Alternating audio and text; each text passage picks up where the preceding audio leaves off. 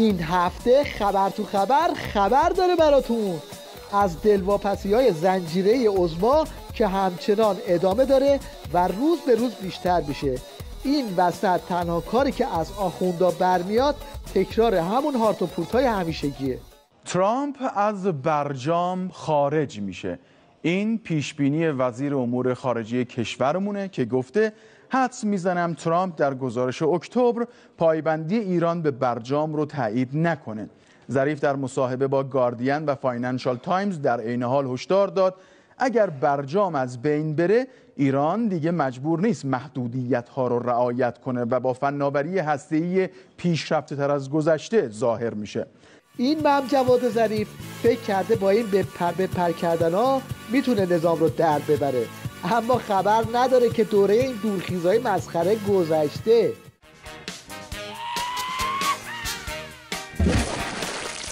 با این همه دوریالی آخوندها و کارشناساشون افتاده که این تو بمیری از اون تو بمیری ها نیست و یه چیزی این وسط عوض شده. امریکایی ها خودشون دارن میگن attack your enemy، به دشمنت حمله کن. if he flees pursue him، اگر فرار کرد دنبالش کن. اینها حمله رو خب شروع کردن. این ملاحظه میکنید استراتژی، ببینید مقام رهبری بارها گفت که من اطمینان ندارم. یادتون هست؟ من صدای دیگری غیر از ایشون نشنیدم که در رابطه با ادبیات برجام اینا نگران بوده باشه. خب عظما میخواست ماشین نظام رو از چاله در بیاره، اما حالا تو حول و ولای افتادن تو چاه بعدیه.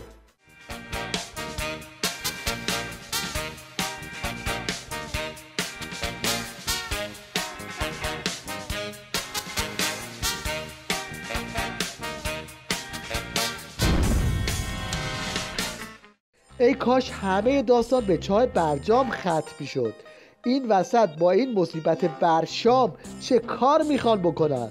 سفیر آمریکا در سازمان ملل بار دیگر خواستار کنار گذاشتن بشار اسد از قدرت شد و گفت تنها راه حل بحران سوریه از طریق انتقال سیاسی قدرت به دست میآید. نیکی هیلی همچنین مدعی شد باید از نفوذ ایران در سوریه جلوگیری کرد. خلاصه اینکه عظما و برعکس نظامش بدجوری تو باطلاق بحرانات دمر شدن.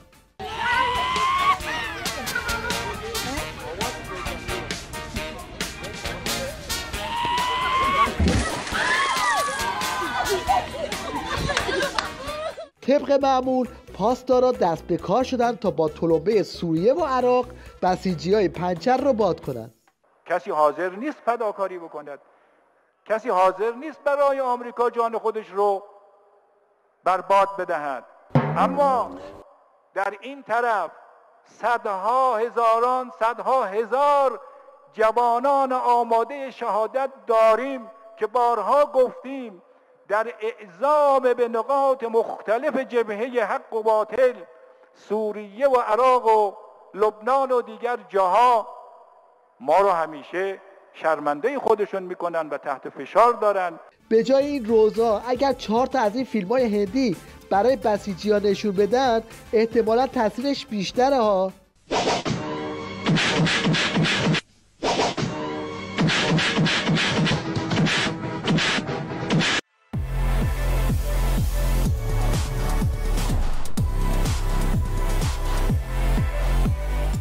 حرف آخر رو اما از زبان این بزبز قندی بشنوید که تجربیات خودش از تیم فنگ شدن تو جبهه ها رو اینجوری به پامنبریاش منتقل میکنه. با ادا و ادبیات رمانتیک و شعار و کارا درست نمیشه. اینا تا یه حدی جواب میده. اون لحظه‌ای که مرگ جلوی چشمته تمام این اداها میره کنار. همچی قشنگ در میری، همچی قشنگ فرار میکنی. آدم از هیچ کس هم خجالت نمیکشه. بله رفقا، تو این وضعیت آخوندا حتی از سایه خودشون هم میترسن.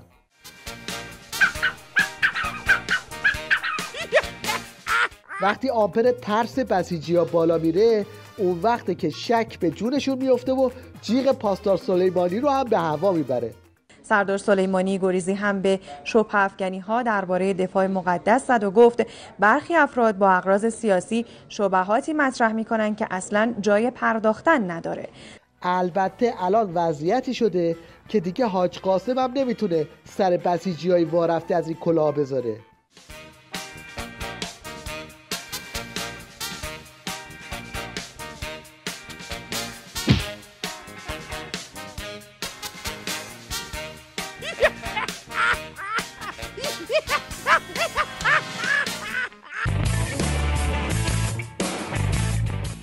و بالاخره نوبتی هم که باشه نوبت قمپوز مقام عظمای ولایته که قشنگ میشه به عنوان یه جوک جدید برای هر کسی تعریفش کرد. جمهوری اسلامی ایران به عکس اونچه که بعضی میخوان وانمود کنن که آقا ما آبرومون در دنیا رفت، ما در دنیا کوچیک شدیم، نخیر. جمهوری اسلامی به عزت الهی عزیزه و روز به روز عزیزتر شده تا امروز و اقتدارش بیشتر شد. بوفالوی ولایت که طاقت برگزاری یک کنسرت تو مشهد رو نداره، مثل آب خوردن فتوای مباح بودن قمه زنی رو صادر میکنه. به صورتی اجرا می شود که استخوان سر را نمی شکند، فقط پوست سر رو مجروح می کند و چون ضرر به اون شکل نداره که استخوان سر رو بشکند، طبیعتاً به عنوان یک عمل فی حد ذات اشکالی نداره و مباحه. روزه انگلیسی هم رسید. صدور انقلاب که میگن اینه ها. Here Rabab she could not tolerate. She was restless. You have not got that courage anymore to bear with those men. She says that all these days, all this, I could see all that pain. But now that this mal'oon wants to disrespect the... آخوندا در حالی به روزخونی انگلیسی رو آوردن که این بلبل خمینی که عمری واسه بسیجی‌ها روزخونه، حالا میونش با پسر خودش هم شکراب شده.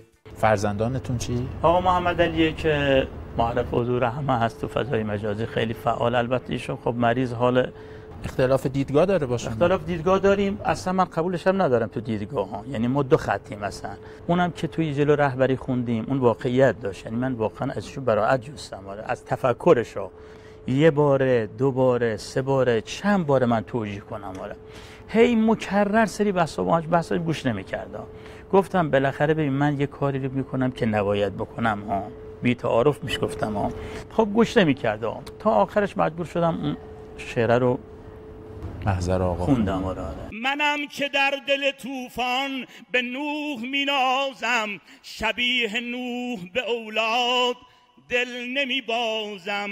اشاره کن به من ای نوح آسمانی من، ببین چه ها کند این شور جان فشانی من.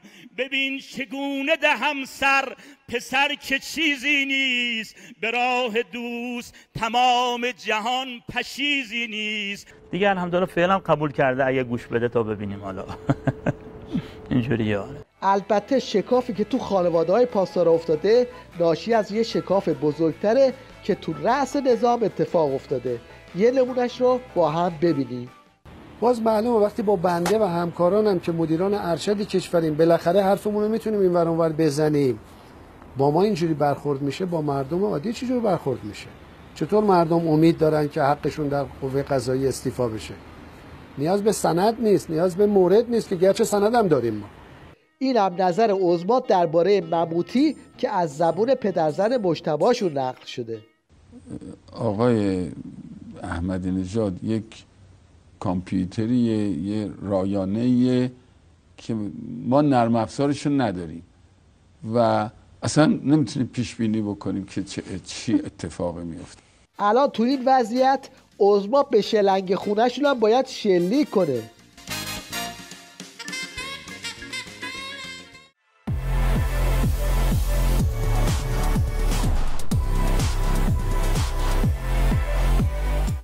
ببینید کار به کجا رسیده که این هنرمند بسیجی هم از این که نذاشتن شعرش رو تو جلسه عظما بخونه میناله.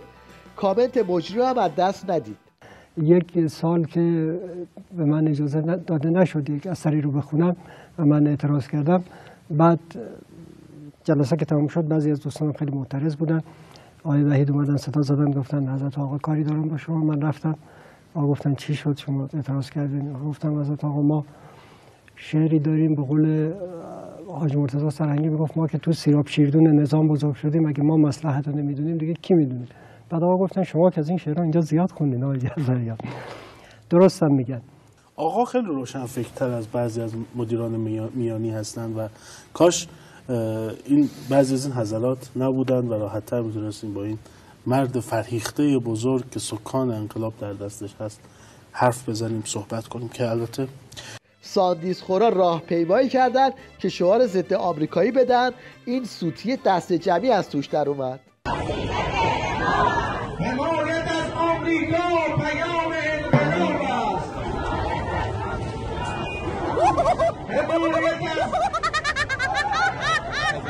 حالا که تا اینجا اومدیم یه سراغی هم از اول مهر بگیریم و این اتفاق جالب تو یکی از مدرسه‌های کشور. الان امروز چه روزیه؟ دینم باریکلا. بچه ها یه بوهایی داره میاد، به نظرتون بوی چیه؟ نمیشه بخش مشنگستان این هفته رو بدون پخش این قسمت از خزعبلات این دکتر ولایی به پایان رسوند.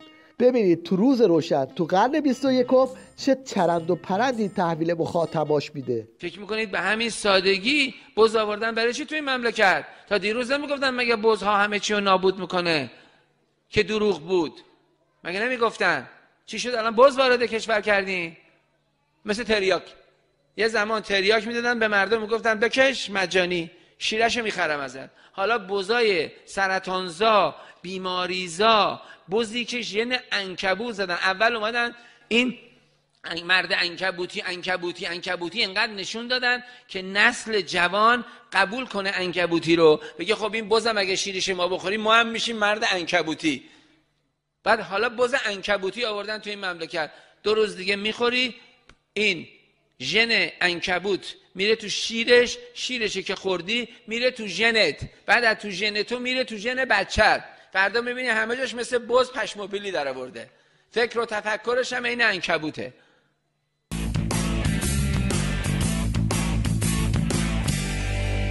این هم یک گزارش اینترنتی از سطح شهر که فقط مشتی از خروار نظرات مردم درباره تیوی ریشه. ماهواره نگاه میکنی؟ بله. یه خط در میانه. بله. خیلی کم اگر ببینم برنامه علمی رو میبینم. بله. بگم نه. چرا بگید نه؟ نگاه میکنیم. آره. بله. خیلی کم. چرا تلویزیون نگاه نمیکنی؟ وقتی که شبکه‌های خودمون هیچ فیلمی، هیچ سرگرمی کننده نداره، مجبوریم ماهواره نگاه کنیم. کیفیت نداره برنامه‌اش. عملاً هیچی واسه دیدن نداره. به جز فوتبال هیچی نداره. داخل ماهواره الان داره همه چی پخش میشه و بیشتر طرفدار ماهواره زیادتر از تلویزیون‌های خودمون هستش. تلویزیون مامون چیزی که باید داشته باشه رو نداره. مثلا اینجاست همیشه حس می‌کنی یه ذره میخوان اذیتت کنن. خیلی برنامه‌ها تکراری هستش، یه مقدار خسته کننده هستش. حالا توجه شما رو به سوتی با سابقه ترین گوینده خبر تیوی ریش جلب می‌کنیم. وزیر امور خارجه کشورمان پس از دیدار با مقامات عمانی به دوحه پایتخت قطر کرد. به پایتخت قطر سفر کرد. آقای ظریف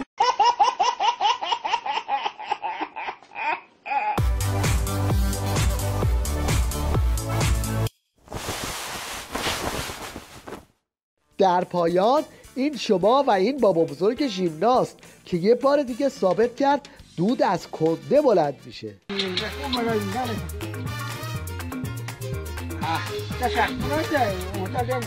آله